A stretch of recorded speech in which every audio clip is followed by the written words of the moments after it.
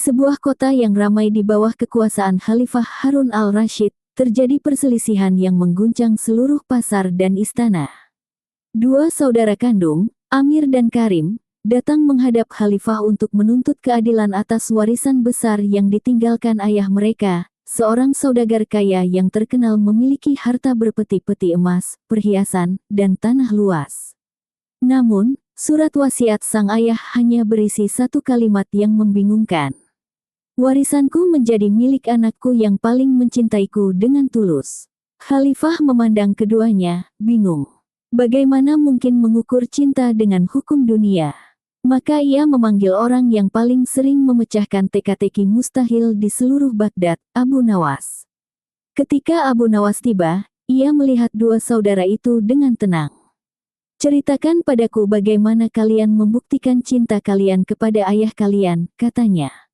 Amir, sang kakak, dengan cepat menjawab, "Aku selalu menuruti segala perintah ayahku. Aku bekerja keras menjaga hartanya, mengatur perniagaannya, dan memastikan namanya tetap terhormat." Karim, adiknya, berkata lebih lembut, "Aku selalu merawat ayah saat ia sakit.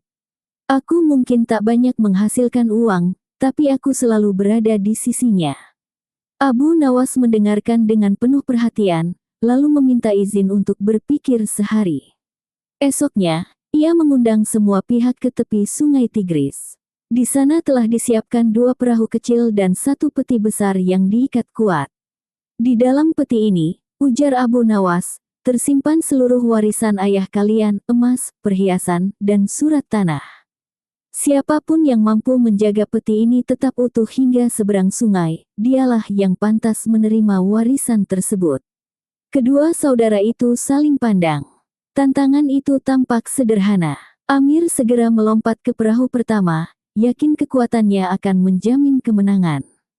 Karim mengikuti di perahu kedua. Namun begitu mereka berlayar, Abu Nawas memberi isyarat kepada para pengawal agar mengguncang air dengan galah panjang. Ombak kecil membuat perahu oleng. Peti yang berat itu nyaris terlempar. Amir segera memeluk peti erat-erat, tetapi bukan untuk menjaganya, melainkan untuk memastikan emas itu tidak jatuh ke air. Ia berteriak kepada pengawal, "Hati-hati. Kalian akan membuatku kehilangan seluruh kekayaanku." Sebaliknya, Karim memalingkan wajahnya dari peti, khawatir saudaranya jatuh ke sungai. Ia mengulurkan tangan dan berteriak, "Amir, pegang tanganku, jangan sampai kau tenggelam." Melihat itu, Abu Nawas tersenyum samar. Ketika keduanya sampai di seberang, ia memerintahkan peti dibuka. Di dalamnya ternyata tak ada apapun selain sebuah catatan kecil bertuliskan, "Cinta sejati tak terukur dari apa yang kau genggam, tapi dari apa yang kau lepaskan." Khalifah terdiam, begitu pula orang-orang yang menyaksikan. Abu Nawas menatap keduanya dan berkata, "Amir, engkau mencintai harta ayahmu lebih daripada dirinya. Karim, engkau mencintai ayahmu tanpa mengharap imbalan. Karena itu, warisan sejati bukanlah emas, tapi niat yang murni. Dan menurut kehendak wasiat, Karimlah pewaris sah." Amir berteriak marah, namun Khalifah mengangkat tangan, putusan Abu Nawas tidak dapat diganggu-gugat. Ia telah menyingkap hati manusia lebih dalam dari emas yang terkubur. Sejak hari itu, nama Abu Nawas semakin terkenal, bukan hanya sebagai orang bijak yang lucu, tetapi sebagai hakim yang mampu melihat kebenaran di balik keserakahan. Dan kisah itu pun menjadi pelajaran bagi seluruh Baghdad, bahwa hikmah sejati sering tersembunyi di balik ujian yang tampak mustahil. Kabar tentang keputusan Abu Nawas menyebar ke seluruh penjuru kota seperti angin yang membawa kabar keajaiban. Namun cerita itu belum berakhir di sana. Amir, yang kehilangan hak warisnya, tidak dapat menerima keputusan tersebut. Dalam hatinya tumbuh dendam dan niat licik. Ia yakin Abu Nawas hanya mempermalukannya di depan khalayak untuk mencari pujian. Maka ia pun menyusun rencana untuk membalas. Suatu malam, Amir menyelinap ke rumah adiknya, Karim, yang kini tinggal sederhana namun damai. Ia membawa sekarung emas palsu yang tampak seperti harta warisan. Ia mengubur karung itu di halaman rumah Karim, lalu berlari menuju istana untuk melapor kepada Khalifah. "Wahai Amirul Mukminin," katanya dengan penuh sandiwara, "aku menemukan bukti bahwa adikku, Karim, telah mencuri sebagian harta ayah kami." Ia pura-pura suci di depan Abu Nawas, tapi lihatlah, ternyata ia menyembunyikan emas curian di rumahnya. Khalifah, yang selalu menjunjung keadilan, tak ingin menuduh tanpa bukti. Maka ia kembali memanggil Abu Nawas untuk menyelidiki kasus baru itu. Ketika Abu Nawas tiba, ia tidak segera memeriksa tempat kejadian. Ia menatap Amir lekat-lekat, lalu bertanya dengan nada datar, "Bagaimana engkau bisa tahu bahwa emas itu ada di sana?" Amir terkejut sesaat. "Aku mendengar dari tetangga," jawabnya terbata. Abu Nawas mengangguk pelan. "Baiklah, maka mari kita lihat bersama." Mereka semua pergi ke rumah Karim. Benar saja, setelah menggali tanah di halaman, mereka menemukan karung berisi emas berkilau. Orang-orang mulai berbisik, dan Khalifah memandang Karim dengan kekecewaan. Namun Abu Nawas mengangkat tangan, "Jangan terburu menilai, tuanku. Izinkan aku memeriksa dengan caraku." Ia mengambil sebutir emas dari karung itu dan menggigitnya, lalu tersenyum samar. "Emas ini tidak seutuhnya emas." Ia memanggil seorang pandai emas dari pasar untuk memeriksa. Setelah diuji, ternyata sebagian besar koin itu palsu, terbuat dari perunggu yang dilapisi tipis oleh emas asli. Khalifah menatap Abu Nawas dengan kagum. "Bagaimana engkau tahu?" Abu Nawas menunduk sedikit. "Karim tidak memiliki cukup uang untuk memalsukan emas. Tapi Amir, yang bekerja dalam perdagangan logam, pasti tahu caranya. Ia ingin menjerat adiknya dengan bukti yang ia ciptakan sendiri." Amir terdiam, wajahnya pucat seperti kertas. Khalifah menatapnya tajam. "Apakah benar itu, Amir?" Tak mampu menahan tekanan, Amir akhirnya mengaku. Ia menangis dan memohon ampun, mengakui bahwa iri hatinya telah menutup mata hatinya. Abu Nawas mendekatinya dan berkata dengan suara tenang namun menusuk, "Ketika seseorang kalah karena keadilan, hanya kebodohan yang membuatnya berusaha menang dengan tipu daya. Kau kehilangan bukan karena saudaramu lebih pintar, tapi karena kau lupa bahwa kebenaran tak bisa dikubur di tanah, ia akan selalu muncul ke permukaan." Khalifah menimbang-nimbang, lalu memutuskan agar Amir diampuni tetapi harus meninggalkan kota selama 1 tahun untuk menenangkan hati dan menebus kesalahannya. Namun kisah itu masih menyimpan satu keajaiban. Beberapa hari setelah kejadian itu, Abu Nawas menerima kunjungan rahasia dari seorang pelayan tua yang pernah bekerja untuk ayah Amir dan Karim. Ia membawa sebungkus kecil berisi kunci besi dan surat lusuh. "Ini, Tuan," kata si pelayan, "adalah amanah terakhir dari Tuan kami." Ia berpesan, hanya orang bijak yang mengerti cinta sejati boleh membuka peti ini. Abu Nawas membaca surat itu dan tertegun. Ia memanggil Khalifah serta kedua saudara itu untuk menyaksikan. Di hadapan mereka, ia membuka kunci besi itu dan menemukan sebuah peti kecil berisi secarik kertas bertuliskan, "Barang siapa lebih memilih cinta daripada harta, maka seluruh harta akan datang kepadanya tanpa diminta." Abu Nawas menatap mereka berdua. "Sekarang aku mengerti maksud sang ayah. Wasiatnya bukan teka-teki, tapi ujian untuk menyingkap hati. Kini saatnya harta sejati diberikan." Ia memerintahkan pengawal untuk membawa keluar sebuah peti besar lain, warisan sebenarnya yang selama ini disembunyikan oleh ayah mereka di rumah seorang sahabat terpercaya. Namun yang mengejutkan, Abu Nawas menyerahkan peti itu kepada keduanya. "Warisan ini untuk kalian berdua," katanya. "Sebab cinta yang tulus tak memisahkan, tetapi menyatukan." Karim memeluk saudaranya, sementara Amir menangis penuh penyesalan. Abu Nawas berbisik, "Kadang, keadilan sejati bukan ketika seseorang menang, tapi ketika semua belajar arti kebenaran." Khalifah tersenyum lebar. "Abu Nawas," ujarnya, "kau bukan hanya bijak, tapi juga penyembuh luka manusia." Sejak hari itu, kisah warisan yang diputuskan dengan kebijaksanaan Abu Nawas menjadi legenda di Baghdad. Orang-orang tidak hanya mengagumi kecerdikannya, tetapi juga belajar bahwa kebenaran sejati selalu membutuhkan hati yang jernih, bukan hanya pikiran yang tajam. Hari-hari berlalu setelah peristiwa itu, dan kehidupan di Baghdad kembali tenang. Namun, di balik kedamaian itu, nama Abu Nawas semakin bergema. Ia bukan sekadar pelawak istana atau penghibur khalifah, melainkan seorang penafsir jiwa manusia. Orang-orang dari berbagai penjuru datang meminta nasihat, bukan hanya soal hukum, tapi juga soal hati, kejujuran, dan kehidupan. Suatu siang, seorang pedagang kaya raya bernama Farid datang menemui khalifah dengan gugatan baru. Ia menuduh seorang pemuda miskin bernama Jamil mencuri permata berharga dari tokonya. Bukti yang ia bawa tampak kuat, sebuah kantong beludru dengan tanda khas tokonya ditemukan di rumah Jamil. Khalifah hampir saja menjatuhkan hukuman ketika Abu Nawas muncul dan meminta izin untuk memeriksa lebih jauh. "Tuanku," katanya pelan, "izinkan aku menyelidiki perkara ini sebelum darah seorang miskin tertumpah karena kata-kata seorang kaya." Khalifah mengangguk, memberi waktu sehari. Maka Abu Nawas memulai penyelidikannya dengan cara yang tak biasa.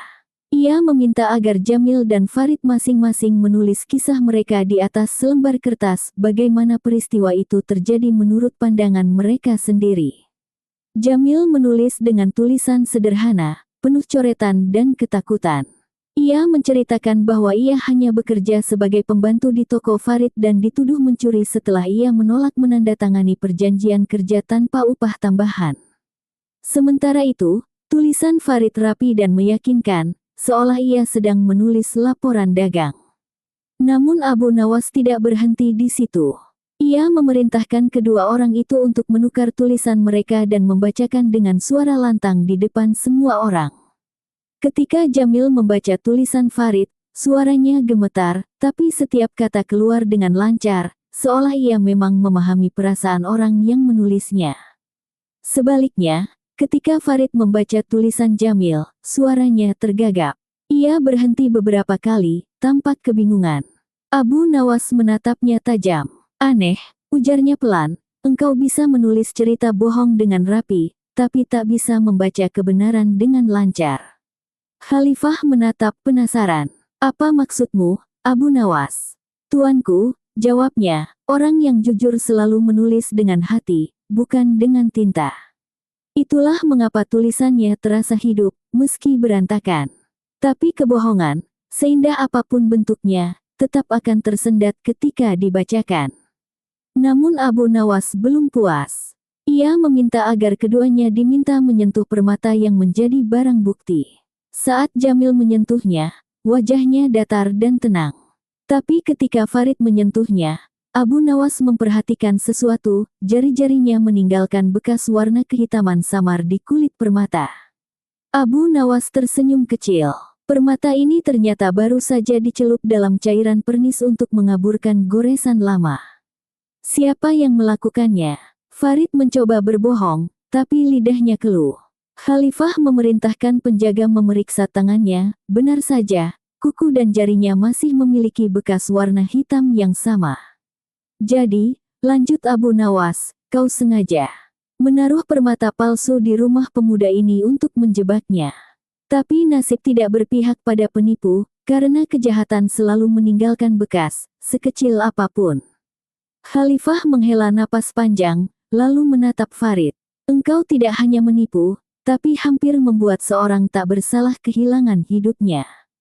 Hukumanmu bukan cambuk, tapi kehilangan kepercayaan seluruh Baghdad." Jamil menangis, berlutut di hadapan Abu Nawas. "Bagaimana Tuan bisa tahu bahwa aku tidak bersalah?" Abu Nawas tersenyum lembut. "Kebenaran selalu berbisik pada siapapun yang mau mendengarkan.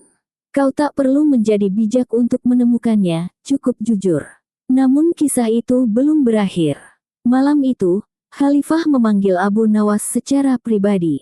"Wahai sahabatku," katanya, "kau selalu menemukan kebenaran, tapi tidakkah engkau lelah menghadapi kebohongan manusia?" Abu Nawas menatap langit yang dipenuhi bintang. "Tuanku," katanya, "kebohongan itu seperti debu di udara. Ia tidak pernah hilang, tapi selalu jatuh ke tanah pada waktunya. Tugasku hanyalah meniupnya hingga orang bisa melihat kembali cahaya yang tertutup." Khalifah terdiam, terharu oleh kata-kata itu. Lalu apa yang paling sulit bagi seorang pencari kebenaran seperti engkau? Abu Nawas tersenyum samar. Yang paling sulit, tuanku, bukan menemukan kebenaran di antara kebohongan, tapi menjaga hati agar tidak sombong ketika kebenaran itu berpihak pada kita. Keesokan harinya, seluruh kota kembali membicarakan kehebatan Abu Nawas. Namun ia tetap hidup sederhana, sering terlihat duduk di tepi sungai, memberi makan burung dan berbincang dengan anak-anak kecil.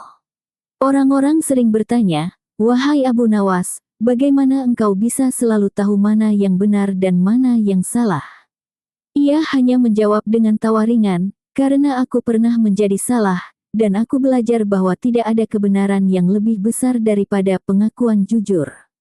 Dan sejak itu, legenda tentang Abu Nawas tidak lagi hanya tentang kecerdikan atau kelucuan. Ia menjadi simbol bahwa kebijaksanaan sejati bukanlah tentang mengalahkan musuh dengan akal, melainkan menyelamatkan manusia dari kegelapan hatinya sendiri. Beberapa bulan setelah perkara permata itu, Baghdad kembali diguncang oleh sebuah masalah yang jauh lebih rumit. Kali ini bukan tentang harta, tapi tentang warisan kehormatan. Seorang perwira tinggi bernama Qasim meninggal dunia secara mendadak, meninggalkan reputasi yang luar biasa dan sebilah pedang pusaka pemberian khalifah. Dua orang yang mengaku sebagai muridnya datang menuntut hak atas pedang itu, masing-masing bersumpah bahwa merekalah pewaris sah sang guru. Yang pertama, Harith, seorang prajurit muda yang gagah dan terkenal berani. Ia bersuara lantang dan membawa banyak saksi. Yang kedua, Fadil, seorang pemuda tenang yang dahulu dikenal sering menemani Qasim di waktu senja untuk berdiskusi tentang strategi dan kehidupan. Khalifah menatap keduanya dengan bingung. "Bagaimana mungkin aku tahu siapa yang paling pantas memegang pusaka itu?" Keduanya tampak tulus. Maka seperti biasa, nama Abu Nawas dipanggil lagi. Abu Nawas datang dengan langkah santai dan membawa sebatang tongkat bambu. "Tuanku," katanya, "biarkan aku memutuskan perkara ini bukan berdasarkan kata-kata, melainkan pada apa yang tak bisa disembunyikan, niat hati." Ia memerintahkan agar pedang pusaka itu dibawa ke hadapan semua orang. Pedang itu indah, berkilau dengan gagang berukir ayat-ayat kebajikan. "Siapapun yang memegang pedang ini," ujar Abu Nawas, "akan dianggap sebagai penerus kehormatan Qasim. Namun sebelum aku memutuskan, aku ingin menguji sesuatu." Ia meminta kedua murid itu untuk memegang pedang secara bergantian dan menceritakan kenangan terakhir mereka bersama sang guru. Harith maju lebih dulu. Dengan penuh semangat ia berkata, "Guru Qasim adalah pejuang tanpa takut. Ia mengajariku cara menebas musuh tanpa ragu. Pedang ini adalah simbol keberaniannya, dan keberanian itu kini ada padaku." Suara Harith menggema keras, membuat beberapa orang terpukau. Lalu tiba giliran Fadil. Ia mengambil pedang itu perlahan, seolah takut menyakitinya. "Guru Qasim," ucapnya lirih, "pernah berkata padaku bahwa pedang bukan untuk membunuh, tapi untuk melindungi. Ia selalu mengingatkan, musuh sejati bukan di depanmu, tapi di dalam hatimu." Suasana hening. Khalifah menatap Abu Nawas dengan tatapan ingin tahu. "Apakah engkau sudah memutuskan?" Abu Nawas tersenyum samar. "Belum, tuanku. Karena kejujuran bukan hanya terdengar dari kata, tapi terlihat dari perbuatan." Ia kemudian memerintahkan seorang penjaga untuk membawa 2 ekor ayam hidup dan menaruhnya di depan mereka. "Aku ingin kalian menunjukkan bagaimana kalian akan menggunakan pedang ini untuk menghadapi musuh." Harith langsung menghunus pedang dengan gagah, mengayunkannya cepat dan memenggal ayam pertama tanpa ragu. Darah muncrat, dan ia berdiri tegak dengan bangga. Sebaliknya, Fadil memandangi ayam kedua dengan iba. Ia berlutut, lalu berkata, "Pedang ini terlalu mulia untuk menumpahkan darah yang tak perlu." Ia menutup matanya dan meletakkan pedang itu kembali ke tanah. Abu Nawas menatap keduanya lama, lalu berkata tenang, "Khalifah, murid sejati bukanlah yang mewarisi kekuatan gurunya, tapi kebijaksanaannya." Harith belajar cara menebas, tapi Fadil belajar kapan tidak perlu menebas. Dan itulah pelajaran terakhir yang Qasim tinggalkan. Khalifah mengangguk setuju. Pedang pusaka itu diberikan kepada Fadil. Harith marah besar, menuduh Abu Nawas pilih kasih. Namun Abu Nawas hanya menatapnya lembut. Harith, katanya, pedang bisa kau genggam, tapi kehormatan harus kau pelajari. Suatu hari nanti, ketika hatimu sudah tenang, mungkin barulah engkau pantas memegangnya. Beberapa hari kemudian, kabar keputusan itu tersebar luas. Banyak prajurit yang tidak puas karena mereka lebih kagum pada Harith yang gagah daripada Fadil yang pendiam. Namun Khalifah tetap mempertahankan keputusan Abu Nawas. Hingga pada suatu malam, seorang prajurit datang tergopoh-gopoh ke istana, membawa kabar mengejutkan. Tuanku, Harith diserang oleh perampok di luar kota. Dan yang menyelamatkannya adalah Fadil. Ketika mereka dibawa ke hadapan Khalifah, Harith menangis. Ia melindungiku dengan tubuhnya sendiri, ujarnya terisak, padahal aku pernah menghina dan memusuhinya. Fadil hanya menjawab, guru kami pernah berkata, melindungi musuh adalah ujian tertinggi dari kehormatan seorang ksatria. Khalifah menatap Abu Nawas dengan kagum. Engkau seolah melihat masa depan, sahabatku.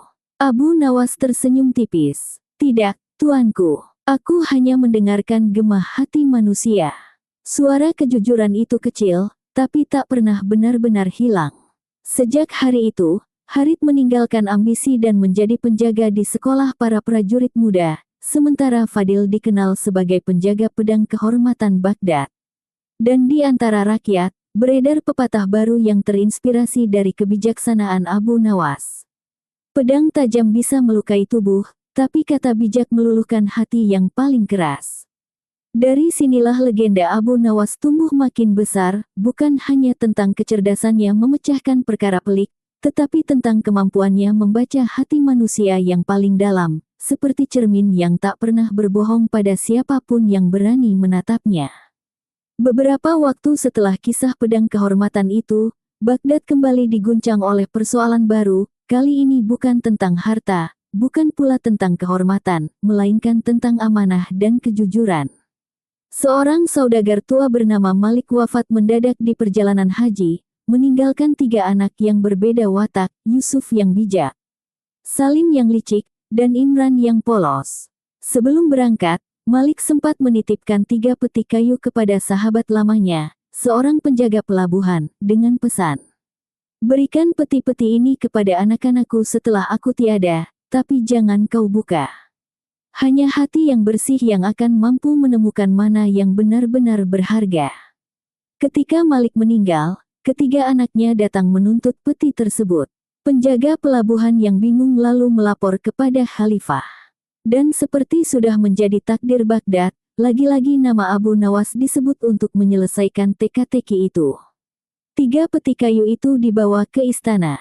Semuanya serupa, bentuk, warna, dan kuncinya identik. Di permukaannya tertulis huruf-huruf Arab kuno yang samar, satu bertuliskan Al-Amal harapan, satu Al-Hakikah kebenaran, dan satu lagi Al-Mal kekayaan.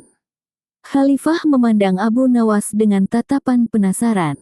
Bagaimana engkau akan menentukan siapa yang berhak, jika wasiatnya tak memberi petunjuk?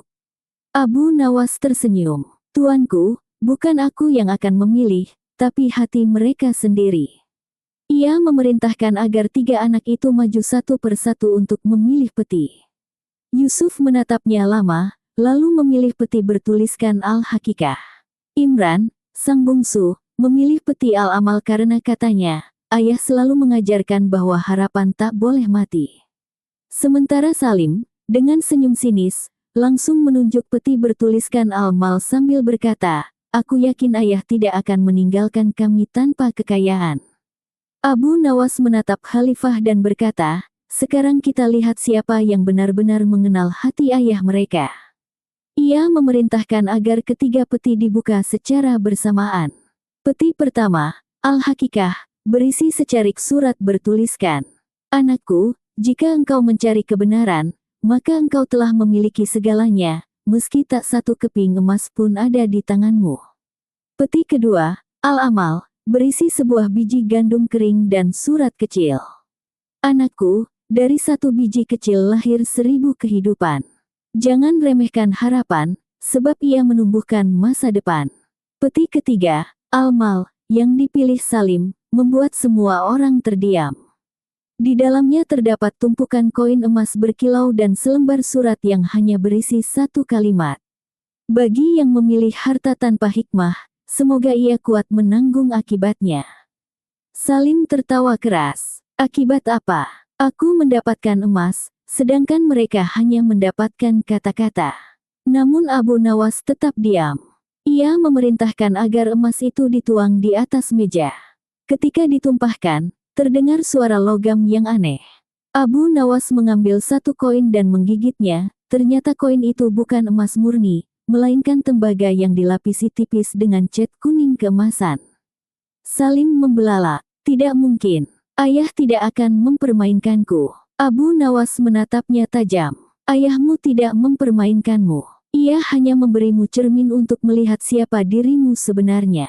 Salim menunduk, wajahnya merah padam. Jadi semua ini hanya ujian. Lebih dari itu, jawab Abu Nawas pelan. Ini adalah warisan sejati. Yang memilih kebenaran akan mendapat kebijaksanaan. Yang memilih harapan akan mendapat kehidupan. Dan yang memilih kekayaan, hanya mendapat keserakahan. Khalifah mengangguk pelan, kagum pada kebijaksanaan itu. Namun Abu Nawas belum selesai. Ia berkata, Tuanku, izinkan aku melakukan satu hal terakhir. Aku ingin ketiga peti ini disegel kembali dan dikuburkan bersama nama ayah mereka di makamnya.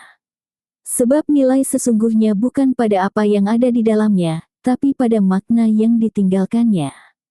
Beberapa bulan berlalu, Yusuf membuka madrasah kecil dengan ajaran kebenaran yang ia warisi. Imran menjadi petani yang sukses, menanam gandum dari biji yang diberikan ayahnya. Dan Salim, setelah hidup dalam kesombongan dan kehilangan segalanya, akhirnya datang menemui Abu Nawas dalam keadaan miskin. Ia berlutut di hadapan sang bijak. Abu Nawas, aku kehilangan segalanya. Tapi aku ingin belajar memahami makna ayahku. Abu Nawas mengangkat wajahnya dengan lembut. Kau baru saja menemukannya, Salim. Karena pengakuan adalah awal dari kebenaran. Salim menatapnya, berlinang air mata. Lalu apa yang harus kulakukan? Tanamlah satu biji harapan di tanah kejujuran, jawab Abu Nawas. Niscaya kau akan menuai lebih banyak daripada emas yang pernah kau miliki. Beberapa tahun kemudian, Salim benar-benar berubah. Ia menanam gandum di tanah gersang di pinggir kota dan membagikan hasil panennya kepada fakir miskin. Hingga suatu hari, ia menemukan bahwa tanah tempat ia menanam gandum itu menyembunyikan batu mulia, hadiah terakhir dari ayahnya yang dulu dikubur bersama peti. Ketika berita itu sampai ke telinga Khalifah, ia hanya tersenyum. Begitulah cara Tuhan bekerja melalui kebijaksanaan Abu Nawas, katanya. Ia tidak hanya menegakkan keadilan, tapi juga menanamkan pelajaran abadi, bahwa warisan sejati bukan yang disimpan di peti, melainkan yang tertanam di hati. Dan sejak saat itu, di Baghdad orang-orang sering berkata, jika Abu Nawas menilai, maka bukan harta yang diukur, tapi jiwa yang ditimbang. Kisah ini pun menjadi legenda, bukan hanya tentang kebijaksanaan yang menembus kebohongan, tetapi tentang bagaimana satu manusia bisa mengubah dunia hanya dengan memahami hati manusia lainnya. Pada suatu sore yang teduh di tepi sungai Tigris, Abu Nawas sedang duduk di bawah pohon kurma sambil menatap aliran air yang berkilau diterpa cahaya matahari. Angin membawa kabar baru, kali ini bukan dari rakyat biasa, melainkan dari istana.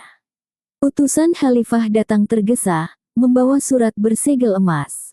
Wahai Abu Nawas, ujar sang utusan, Khalifah memintamu segera datang. Ada perkara besar yang bahkan para hakim istana tak sanggup memutuskannya. Abu Nawas tersenyum kecil dan menepuk tongkatnya. Jika para hakim tak sanggup, mungkin yang dibutuhkan bukan hukum, tapi hikmah. Sesampainya di istana, suasana tampak tegang.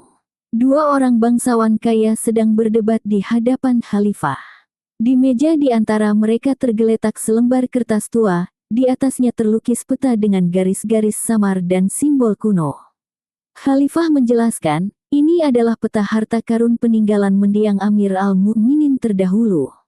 Ia berpesan bahwa harta itu hanya boleh diambil oleh keturunannya yang paling jujur. Namun kedua bangsawan ini sama-sama mengaku keturunan yang sah dan menolak berbagi. Abu Nawas menatap mereka berdua. Yang satu, Zahir, berpakaian megah dan berbicara penuh percaya diri. Yang lain, Rahim, berpakaian sederhana namun matanya jernih. Ia lalu meminta izin untuk melihat peta itu lebih dekat. Di pojok peta tertulis tulisan kecil yang nyaris pudar, siapa yang membaca dengan mata, akan tersesat. Siapa yang membaca dengan hati, akan menemukan jalan. Abu Nawas menatap tulisan itu lama, lalu berkata lembut, Tuanku, izinkan aku membawa keduanya ke lokasi peta. Biarlah kebenaran menunjukkan dirinya di sana. Mereka berangkat bersama pengawal menuju oasis di luar Baghdad. Setelah menempuh perjalanan panjang, mereka tiba di gurun luas dengan bukit pasir menjulang. Di sanalah tanda di peta menunjuk, sebuah batu besar berbentuk kepala singa. Abu Nawas berdiri di depan batu itu dan berkata, peta ini memiliki 3 simbol, matahari, bulan, dan tetesan air. Menurutku, harta itu tersembunyi di bawah tempat yang memenuhi 3 tanda tersebut. Zahir segera berteriak, mudah. Lihatlah, matahari bersinar tepat di atas batu ini. Kita gali di sini. Ia memerintahkan orang-orangnya menggali dengan tergesa. Rahim diam saja, memperhatikan sekitar. Tak lama kemudian ia menunjuk ke arah lain, sebuah mata air kecil yang memantulkan sinar bulan walau masih sore. Karena pantulan cahaya dari pasir putih. Abu Nawas, katanya tenang, bukankah air dan cahaya bertemu di sana? Abu Nawas tersenyum tipis. Kau mengerti lebih dari yang kau ucapkan. Ia meminta mereka menggali di tempat Rahim tunjuk. Beberapa saat kemudian, cangkul mereka mengenai sesuatu yang keras. Mereka menemukan peti kayu tua berukir lambang kerajaan. Ketika dibuka, di dalamnya hanya ada satu bejana tanah liat dan selembar gulungan surat. Zahir tertawa sinis. Ini, harta karun kerajaan hanya sepotong bejana usang. Namun Abu Nawas membuka gulungan surat itu dan membacanya lantang. Harta ini akan menjadi emas bagi yang jujur, dan abu bagi yang tamak. Buka bejana ini dengan hati bersih. Zahir tak sabar. Ia merebut bejana itu dan langsung membukanya. Seketika, dari dalamnya keluar debu halus yang beterbangan, mengenai wajah dan bajunya hingga tampak kotor dan abu-abu. Rahim melangkah pelan ke depan. Ia menunduk dan mengambil bejana yang kini kosong. Jika ini ujian, katanya lirih, aku menerimanya dengan syukur. Begitu ia berkata demikian, butiran debu yang tersisa di bejana itu perlahan berubah menjadi serpihan emas murni, berkilau di bawah sinar matahari. Semua orang terperangah. Abu Nawas menatap Khalifah dan berkata tenang, lihatlah, tuanku.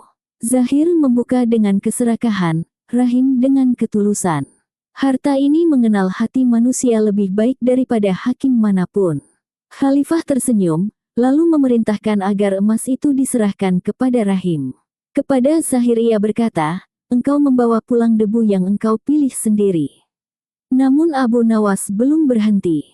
Ia meminta agar sebagian kecil emas itu disisihkan untuk dibuat menjadi cincin, dengan ukiran yang sama seperti di bejana, bagi yang jujur, dunia terbuka, bagi yang tamak, ia tertutup.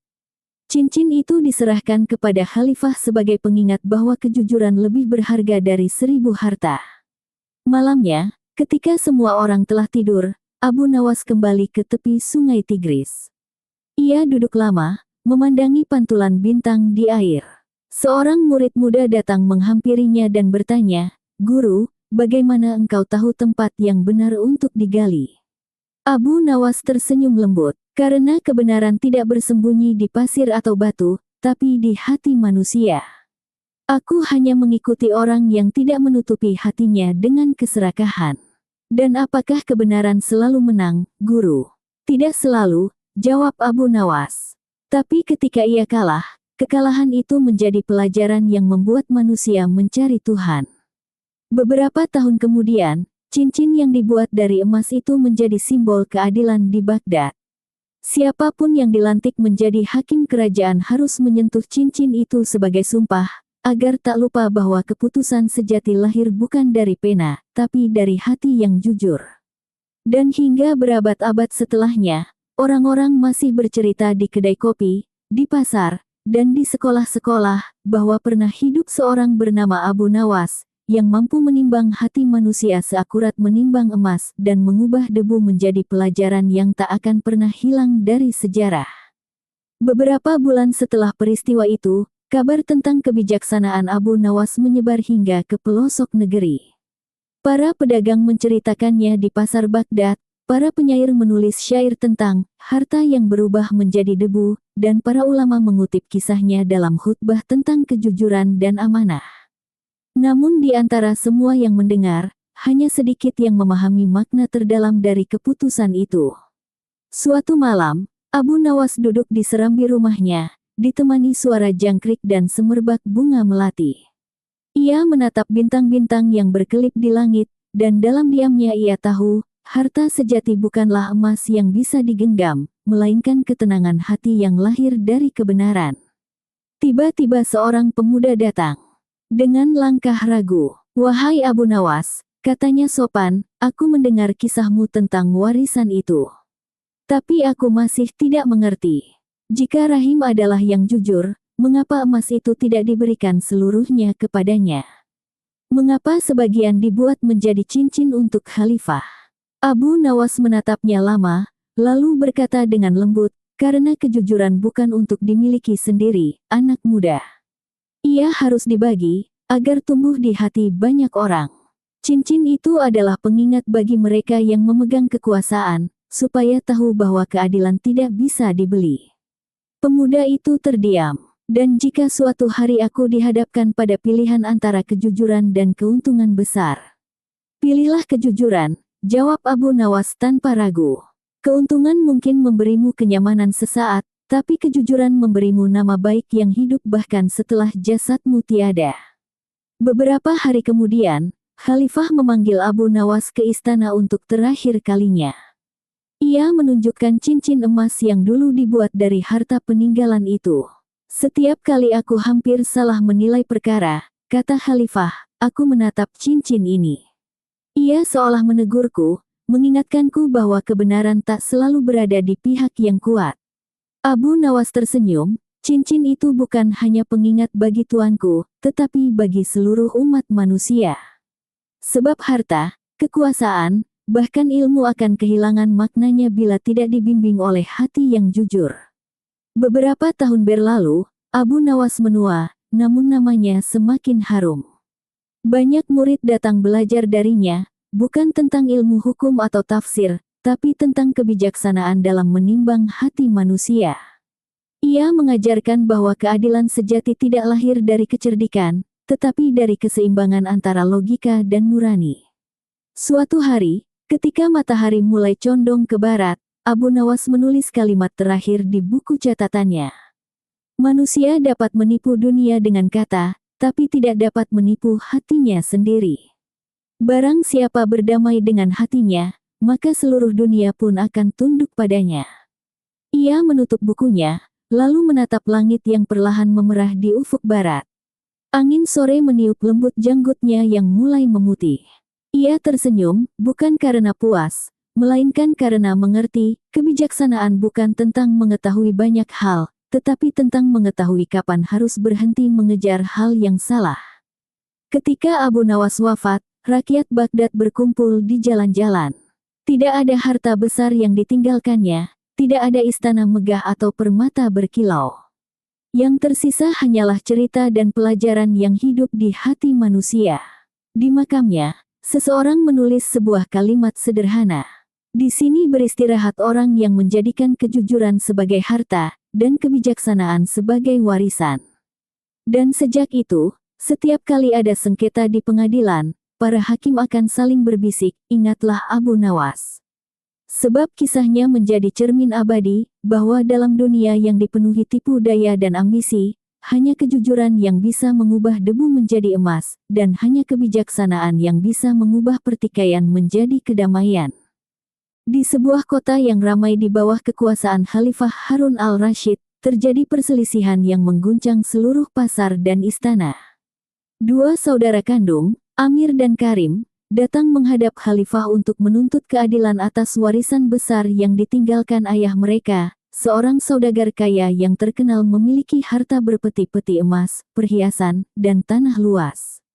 Namun, surat wasiat sang ayah hanya berisi satu kalimat yang membingungkan.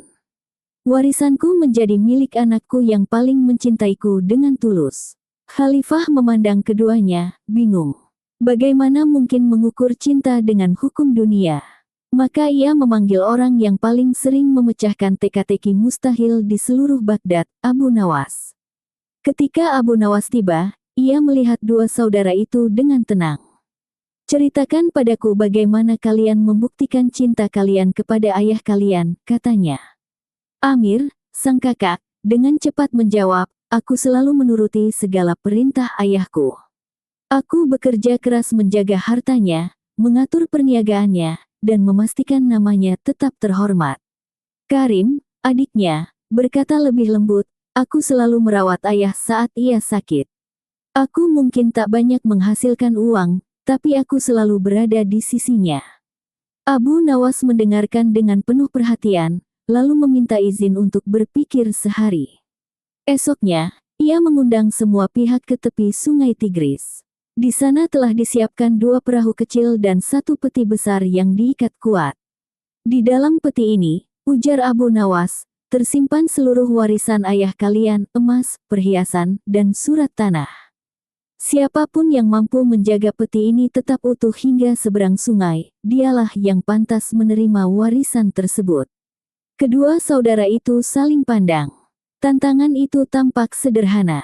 Amir segera melompat ke perahu pertama, yakin kekuatannya akan menjamin kemenangan. Karim mengikuti di perahu kedua. Namun begitu mereka berlayar, Abu Nawas memberi isyarat kepada para pengawal agar mengguncang air dengan galah panjang. Ombak kecil membuat perahu oleng.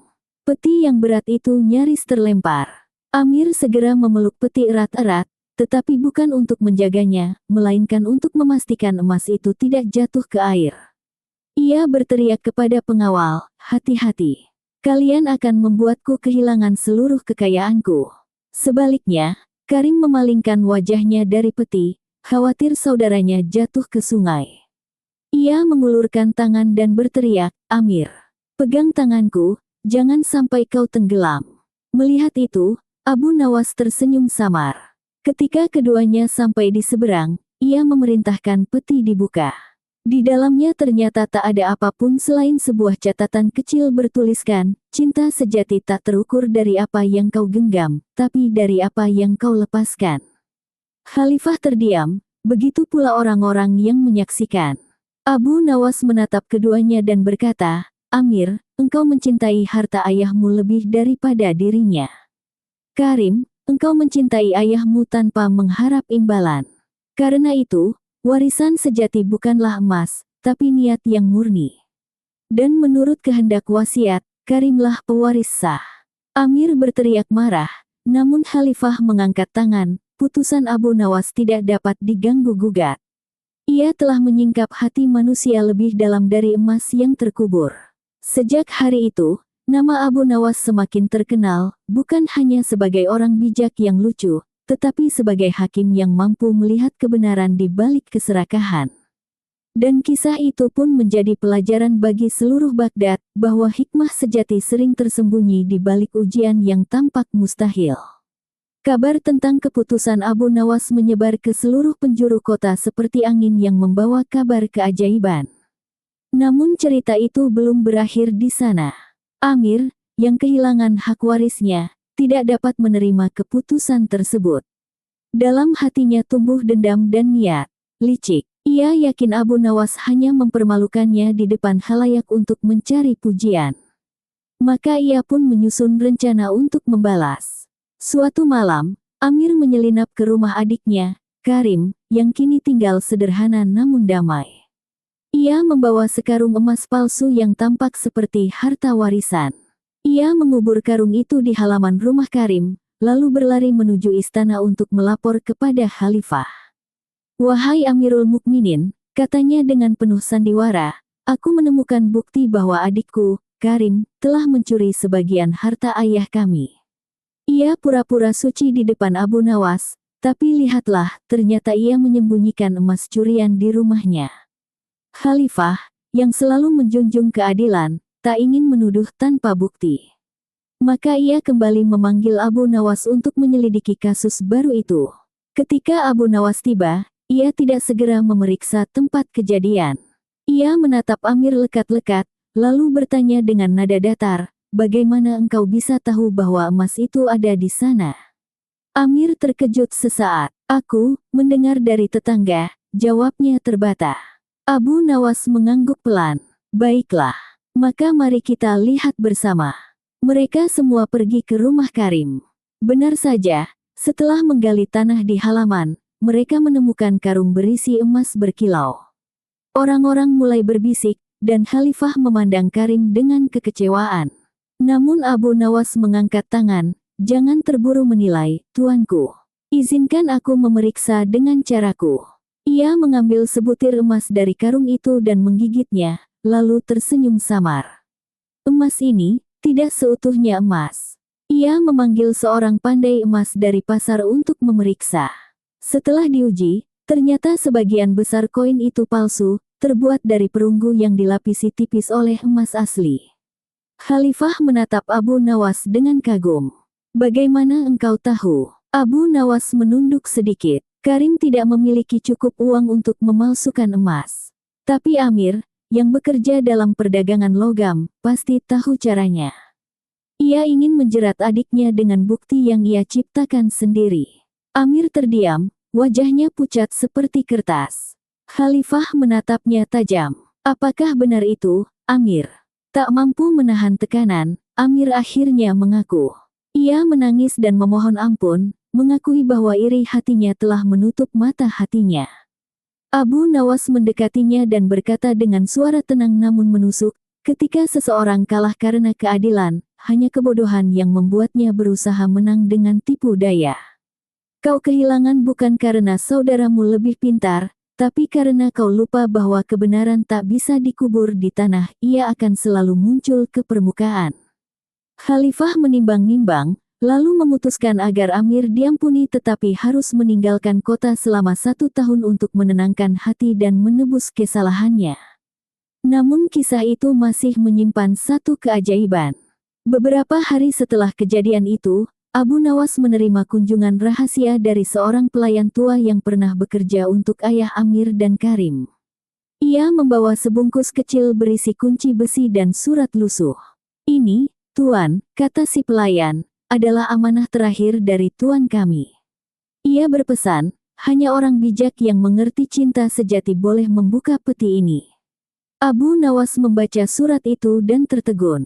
Ia memanggil Khalifah serta kedua saudara itu untuk menyaksikan. Di hadapan mereka, ia membuka kunci besi itu dan menemukan sebuah peti kecil berisi secarik kertas bertuliskan, "Barang siapa lebih memilih cinta daripada harta, maka seluruh harta akan datang kepadanya tanpa diminta." Abu Nawas menatap mereka berdua. "Sekarang aku mengerti maksud sang ayah. Wasiatnya bukan teka-teki, tapi ujian untuk menyingkap hati. Kini saatnya harta sejati diberikan." Ia memerintahkan pengawal untuk membawa keluar sebuah peti besar lain, warisan sebenarnya yang selama ini disembunyikan oleh ayah mereka di rumah seorang sahabat terpercaya. Namun yang mengejutkan, Abu Nawas menyerahkan peti itu kepada keduanya. "Warisan ini untuk kalian berdua," katanya. "Sebab cinta yang tulus tak memisahkan, tetapi menyatukan." Karim memeluk saudaranya, sementara Amir menangis penuh penyesalan. Abu Nawas berbisik, "Kadang, keadilan sejati bukan ketika seseorang menang, tapi ketika semua belajar arti kebenaran." Khalifah tersenyum lebar. "Abu Nawas," ujarnya, "kau bukan hanya bijak, tapi juga penyembuh luka manusia."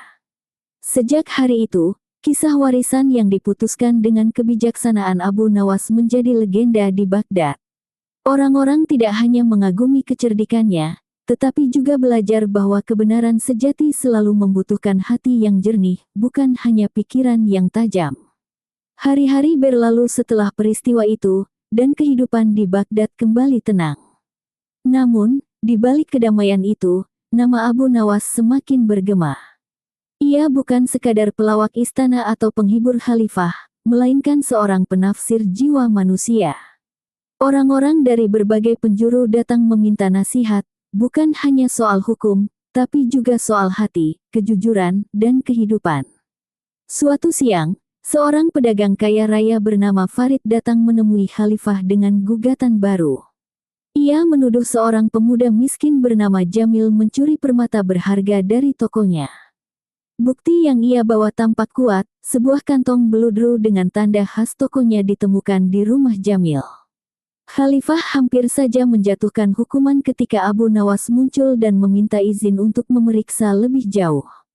"Tuanku," katanya pelan, "izinkan aku menyelidiki perkara ini sebelum darah seorang miskin tertumpah karena kata-kata seorang kaya." Khalifah mengangguk, memberi waktu sehari. Maka Abu Nawas memulai penyelidikannya dengan cara yang tak biasa. Ia meminta agar Jamil dan Farid masing-masing menulis kisah mereka di atas selembar kertas, bagaimana peristiwa itu terjadi menurut pandangan mereka sendiri. Jamil menulis dengan tulisan sederhana, penuh coretan dan ketakutan.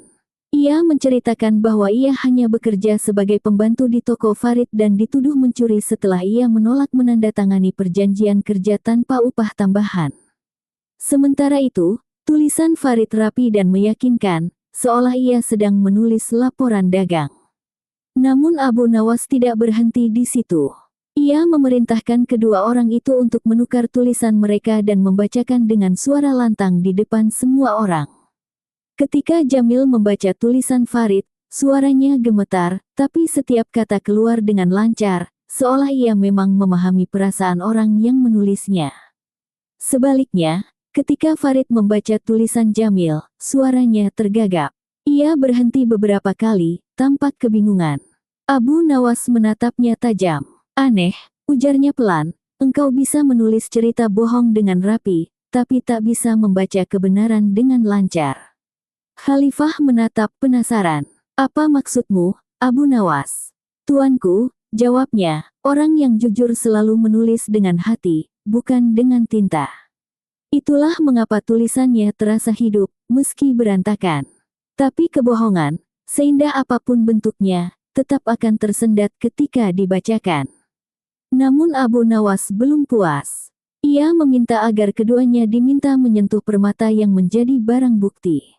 Saat Jamil menyentuhnya, wajahnya datar dan tenang.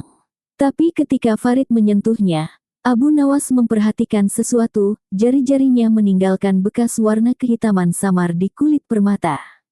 Abu Nawas tersenyum kecil. Permata ini ternyata baru saja dicelup dalam cairan pernis untuk mengaburkan goresan lama. "Siapa yang melakukannya?"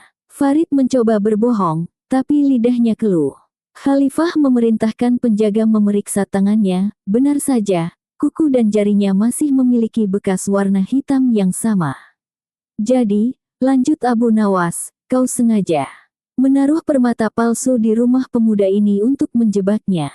Tapi nasib tidak berpihak pada penipu, karena kejahatan selalu meninggalkan bekas, sekecil apapun." Khalifah menghela napas panjang, lalu menatap Farid. "Engkau tidak hanya menipu, tapi hampir membuat seorang tak bersalah kehilangan hidupnya. Hukumanmu bukan cambuk, tapi kehilangan kepercayaan seluruh Baghdad." Jamil menangis, berlutut di hadapan Abu Nawas. "Bagaimana Tuan bisa tahu bahwa aku tidak bersalah?" Abu Nawas tersenyum lembut. "Kebenaran selalu berbisik pada siapapun yang mau mendengarkan. Kau tak perlu menjadi bijak untuk menemukannya, cukup jujur." Namun kisah itu belum berakhir. Malam itu, Khalifah memanggil Abu Nawas secara pribadi. "Wahai sahabatku," katanya, "kau selalu menemukan kebenaran, tapi tidakkah engkau lelah menghadapi kebohongan manusia?" Abu Nawas menatap langit yang dipenuhi bintang. "Tuanku," katanya, "kebohongan itu seperti debu di udara. Ia tidak pernah hilang, tapi selalu jatuh ke tanah pada waktunya." Tugasku hanyalah meniupnya hingga orang bisa melihat kembali cahaya yang tertutup. Khalifah terdiam, terharu oleh kata-kata itu. Lalu apa yang paling sulit bagi seorang pencari kebenaran seperti engkau? Abu Nawas tersenyum samar. Yang paling sulit, tuanku, bukan menemukan kebenaran di antara kebohongan, tapi menjaga hati agar tidak sombong ketika kebenaran itu berpihak pada kita. Keesokan harinya, seluruh kota kembali membicarakan kehebatan Abu Nawas. Namun ia tetap hidup sederhana, sering terlihat duduk di tepi sungai, memberi makan burung dan berbincang dengan anak-anak kecil. Orang-orang sering bertanya, "Wahai Abu Nawas, bagaimana engkau bisa selalu tahu mana yang benar dan mana yang salah?" Ia hanya menjawab dengan tawa ringan, "Karena aku pernah menjadi salah, dan aku belajar bahwa tidak ada kebenaran yang lebih besar daripada pengakuan jujur." Dan sejak itu, legenda tentang Abu Nawas tidak lagi hanya tentang kecerdikan atau kelucuan. Ia menjadi simbol bahwa kebijaksanaan sejati bukanlah tentang mengalahkan musuh dengan akal, melainkan menyelamatkan manusia dari kegelapan hatinya sendiri. Beberapa bulan setelah perkara permata itu, Baghdad kembali diguncang oleh sebuah masalah yang jauh lebih rumit. Kali ini bukan tentang harta, tapi tentang warisan kehormatan. Seorang perwira tinggi bernama Qasim meninggal dunia secara mendadak, meninggalkan reputasi yang luar biasa dan sebilah pedang pusaka pemberian khalifah. Dua orang yang mengaku sebagai muridnya datang menuntut hak atas pedang itu, masing-masing bersumpah bahwa merekalah pewaris sah sang guru. Yang pertama, Harith, seorang prajurit muda yang gagah dan terkenal berani. Ia bersuara lantang dan membawa banyak saksi.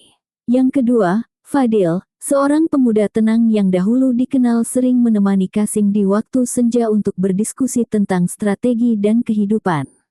Khalifah menatap keduanya dengan bingung. Bagaimana mungkin aku tahu siapa yang paling pantas memegang pusaka itu?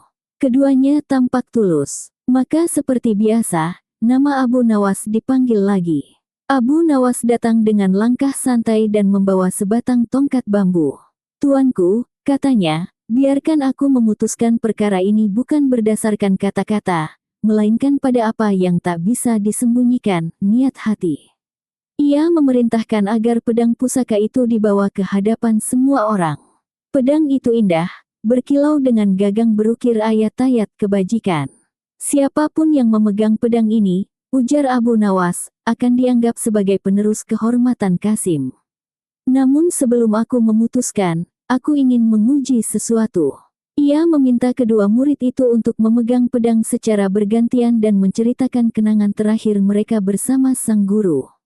Harith maju lebih dulu. Dengan penuh semangat ia berkata, "Guru Qasim adalah pejuang tanpa takut. Ia mengajariku cara menebas musuh tanpa ragu. Pedang ini adalah simbol keberaniannya, dan keberanian itu kini ada padaku." Suara Harith menggema keras, membuat beberapa orang terpukau. Lalu tiba giliran Fadil. Ia mengambil pedang itu perlahan, seolah takut menyakitinya. "Guru Qasim," ucapnya lirih, "pernah berkata padaku bahwa pedang bukan untuk membunuh, tapi untuk melindungi. Ia selalu mengingatkan, musuh sejati bukan di depanmu, tapi di dalam hatimu." Suasana hening. Khalifah menatap Abu Nawas dengan tatapan ingin tahu. "Apakah engkau sudah memutuskan?" Abu Nawas tersenyum samar. "Belum, tuanku. Karena kejujuran bukan hanya terdengar dari kata, tapi terlihat dari perbuatan." Ia kemudian memerintahkan seorang penjaga untuk membawa 2 ekor ayam hidup dan menaruhnya di depan mereka. "Aku ingin kalian menunjukkan bagaimana kalian akan menggunakan pedang ini untuk menghadapi musuh." Harith langsung menghunus pedang dengan gagah, mengayunkannya cepat dan memenggal ayam pertama tanpa ragu. Darah muncrat, dan ia berdiri tegak dengan bangga. Sebaliknya, Fadil memandangi ayam kedua dengan iba. Ia berlutut, lalu berkata, "Pedang ini terlalu mulia untuk menumpahkan darah yang tak perlu." Ia menutup matanya dan meletakkan pedang itu kembali ke tanah. Abu Nawas menatap keduanya lama, lalu berkata tenang, "Khalifah, murid sejati bukanlah yang mewarisi kekuatan gurunya, tapi kebijaksanaannya." Harith belajar cara menebas, tapi Fadil belajar kapan tidak perlu menebas. Dan itulah pelajaran terakhir yang Qasim tinggalkan. Khalifah mengangguk setuju. Pedang pusaka itu diberikan kepada Fadil. Harith marah besar, menuduh Abu Nawas pilih kasih. Namun Abu Nawas hanya menatapnya lembut. Harith, katanya, pedang bisa kau genggam, tapi kehormatan harus kau pelajari. Suatu hari nanti, ketika hatimu sudah tenang, mungkin barulah engkau pantas memegangnya. Beberapa hari kemudian, kabar keputusan itu tersebar luas. Banyak prajurit yang tidak puas karena mereka lebih kagum pada Harith yang gagah daripada Fadil yang pendiam. Namun Khalifah tetap mempertahankan keputusan Abu Nawas. Hingga pada suatu malam, seorang prajurit datang tergopoh-gopoh ke istana, membawa kabar mengejutkan. Tuanku, Harith diserang oleh perampok di luar kota. Dan yang menyelamatkannya adalah Fadil. Ketika mereka dibawa ke hadapan Khalifah, Harith menangis. Ia melindungiku dengan tubuhnya sendiri, ujarnya terisak, padahal aku pernah menghina dan memusuhinya. Fadil hanya menjawab, guru kami pernah berkata, melindungi musuh adalah ujian tertinggi dari kehormatan seorang ksatria. Khalifah menatap Abu Nawas dengan kagum. Engkau seolah melihat masa depan, sahabatku. Abu Nawas tersenyum tipis. Tidak, tuanku. Aku hanya mendengarkan gemah hati manusia. Suara kejujuran itu kecil, tapi tak pernah benar-benar hilang. Sejak hari itu, Harith meninggalkan ambisi dan menjadi penjaga di sekolah para prajurit muda, sementara Fadil dikenal sebagai penjaga pedang kehormatan Baghdad. Dan di antara rakyat, beredar pepatah baru yang terinspirasi dari kebijaksanaan Abu Nawas. Pedang tajam bisa melukai tubuh, tapi kata bijak meluluhkan hati yang paling keras. Dari sinilah legenda Abu Nawas tumbuh makin besar, bukan hanya tentang kecerdasannya memecahkan perkara pelik, tetapi tentang kemampuannya membaca hati manusia yang paling dalam, seperti cermin yang tak pernah berbohong pada siapapun yang berani menatapnya. Beberapa waktu setelah kisah pedang kehormatan itu, Baghdad kembali diguncang oleh persoalan baru, kali ini bukan tentang harta, bukan pula tentang kehormatan, melainkan tentang amanah dan kejujuran. Seorang saudagar tua bernama Malik wafat mendadak di perjalanan haji, meninggalkan 3 anak yang berbeda watak, Yusuf yang bijak, Salim yang licik, dan Imran yang polos. Sebelum berangkat, Malik sempat menitipkan 3 peti kayu kepada sahabat lamanya, seorang penjaga pelabuhan, dengan pesan. Berikan peti-peti ini kepada anak-anakku setelah aku tiada, tapi jangan kau buka. Hanya hati yang bersih yang akan mampu menemukan mana yang benar-benar berharga. Ketika Malik meninggal, 3 anaknya datang menuntut peti tersebut. Penjaga pelabuhan yang bingung lalu melapor kepada Khalifah. Dan seperti sudah menjadi takdir Baghdad, lagi-lagi nama Abu Nawas disebut untuk menyelesaikan teka-teki itu. 3 peti kayu itu dibawa ke istana. Semuanya serupa, bentuk, warna, dan kuncinya identik. Di permukaannya tertulis huruf-huruf Arab kuno yang samar, satu bertuliskan Al-Amal, harapan, satu Al-Hakikah, kebenaran, dan satu lagi Al-Mal, kekayaan. Khalifah memandang Abu Nawas dengan tatapan penasaran. Bagaimana engkau akan menentukan siapa yang berhak, jika wasiatnya tak memberi petunjuk? Abu Nawas tersenyum. Tuanku, bukan aku yang akan memilih, tapi hati mereka sendiri. Ia memerintahkan agar 3 anak itu maju satu persatu untuk memilih peti. Yusuf menatapnya lama, lalu memilih peti bertuliskan Al-Hakikah. Imran, sang bungsu, memilih peti Al-Amal karena katanya, ayah selalu mengajarkan bahwa harapan tak boleh mati. Sementara Salim, dengan senyum sinis, langsung menunjuk peti bertuliskan Al-Mal sambil berkata, aku yakin ayah tidak akan meninggalkan kami tanpa kekayaan. Abu Nawas menatap Khalifah dan berkata, sekarang kita lihat siapa yang benar-benar mengenal hati ayah mereka. Ia memerintahkan agar 3 peti dibuka secara bersamaan. Peti pertama, Al-Hakikah, berisi secarik surat bertuliskan, anakku, jika engkau mencari kebenaran, maka engkau telah memiliki segalanya, meski tak satu keping emas pun ada di tanganmu. Peti kedua, Al-Amal, berisi sebuah biji gandum kering dan surat kecil. Anakku, dari satu biji kecil lahir 1000 kehidupan. Jangan remehkan harapan, sebab ia menumbuhkan masa depan. Peti ketiga, Al-Mal, yang dipilih Salim, membuat semua orang terdiam. Di dalamnya terdapat tumpukan koin emas berkilau dan selembar surat yang hanya berisi satu kalimat. Bagi yang memilih harta tanpa hikmah, semoga ia kuat menanggung akibatnya. Salim tertawa keras. Akibat apa? Aku mendapatkan emas, sedangkan mereka hanya mendapatkan kata-kata. Namun Abu Nawas tetap diam. Ia memerintahkan agar emas itu dituang di atas meja. Ketika ditumpahkan, terdengar suara logam yang aneh.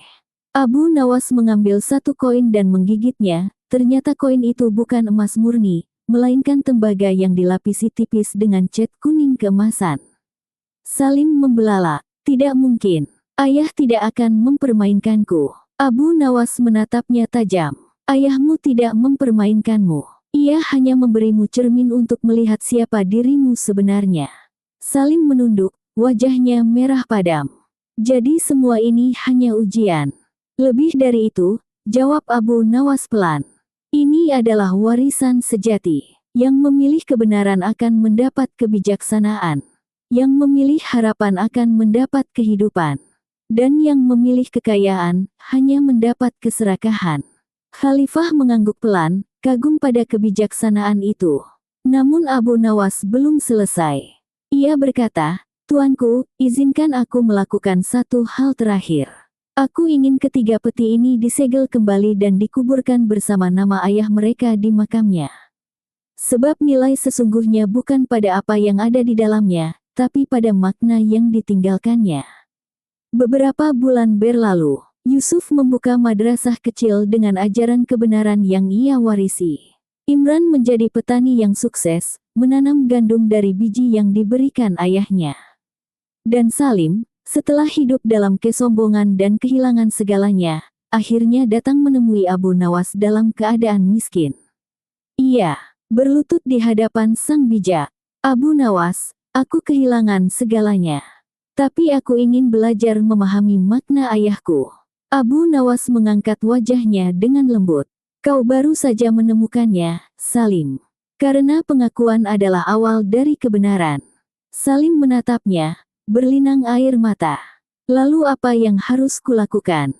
Tanamlah satu biji harapan di tanah kejujuran, jawab Abu Nawas. Niscaya kau akan menuai lebih banyak daripada emas yang pernah kau miliki. Beberapa tahun kemudian, Salim benar-benar berubah. Ia menanam gandum di tanah gersang di pinggir kota dan membagikan hasil panennya kepada fakir miskin. Hingga suatu hari, ia menemukan bahwa tanah tempat ia menanam gandum itu menyembunyikan batu mulia, hadiah terakhir dari ayahnya yang dulu dikubur bersama peti. Ketika berita itu sampai ke telinga Khalifah, ia hanya tersenyum. Begitulah cara Tuhan bekerja melalui kebijaksanaan Abu Nawas, katanya. Ia tidak hanya menegakkan keadilan, tapi juga menanamkan pelajaran abadi, bahwa warisan sejati bukan yang disimpan di peti, melainkan yang tertanam di hati. Dan sejak saat itu, di Baghdad orang-orang sering berkata, jika Abu Nawas menilai, maka bukan harta yang diukur, tapi jiwa yang ditimbang. Kisah ini pun menjadi legenda, bukan hanya tentang kebijaksanaan yang menembus kebohongan, tetapi tentang bagaimana satu manusia bisa mengubah dunia hanya dengan memahami hati manusia lainnya. Pada suatu sore yang teduh di tepi sungai Tigris, Abu Nawas sedang duduk di bawah pohon kurma sambil menatap aliran air yang berkilau diterpa cahaya matahari. Angin membawa kabar baru, kali ini bukan dari rakyat biasa, melainkan dari istana. Utusan Khalifah datang tergesa, membawa surat bersegel emas. Wahai Abu Nawas, ujar sang utusan, Khalifah memintamu segera datang. Ada perkara besar yang bahkan para hakim istana tak sanggup memutuskannya. Abu Nawas tersenyum kecil dan menepuk tongkatnya.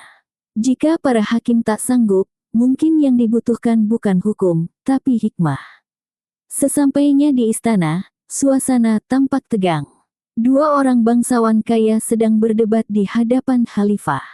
Di meja di antara mereka tergeletak selembar kertas tua, di atasnya terlukis peta dengan garis-garis samar dan simbol kuno.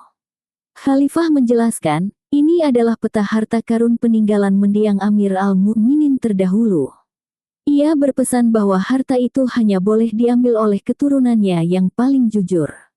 Namun kedua bangsawan ini sama-sama mengaku keturunan yang sah dan menolak berbagi. Abu Nawas menatap mereka berdua. Yang satu, Zahir, berpakaian megah dan berbicara penuh percaya diri. Yang lain, Rahim, berpakaian sederhana namun matanya jernih. Ia lalu meminta izin untuk melihat peta itu lebih dekat.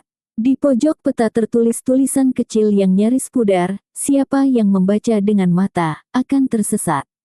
Siapa yang membaca dengan hati, akan menemukan jalan. Abu Nawas menatap tulisan itu lama, lalu berkata lembut, Tuanku, izinkan aku membawa keduanya ke lokasi peta. Biarlah kebenaran menunjukkan dirinya di sana. Mereka berangkat bersama pengawal menuju oasis di luar Baghdad. Setelah menempuh perjalanan panjang, mereka tiba di gurun luas dengan bukit pasir menjulang. Di sanalah tanda di peta menunjuk, sebuah batu besar berbentuk kepala singa. Abu Nawas berdiri di depan batu itu dan berkata, peta ini memiliki 3 simbol, matahari, bulan, dan tetesan air. Menurutku, harta itu tersembunyi di bawah tempat yang memenuhi 3 tanda tersebut. Zahir segera berteriak, mudah. Lihatlah, matahari bersinar tepat di atas batu ini. Kita gali di sini. Ia memerintahkan orang-orangnya menggali dengan tergesa. Rahim diam saja, memperhatikan sekitar. Tak lama kemudian ia menunjuk ke arah lain, sebuah mata air kecil yang memantulkan sinar bulan walau masih sore. Karena pantulan cahaya dari pasir putih.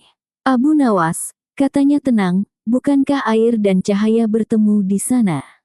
Abu Nawas tersenyum tipis. Kau mengerti lebih dari yang kau ucapkan. Ia meminta mereka menggali di tempat Rahim tunjuk.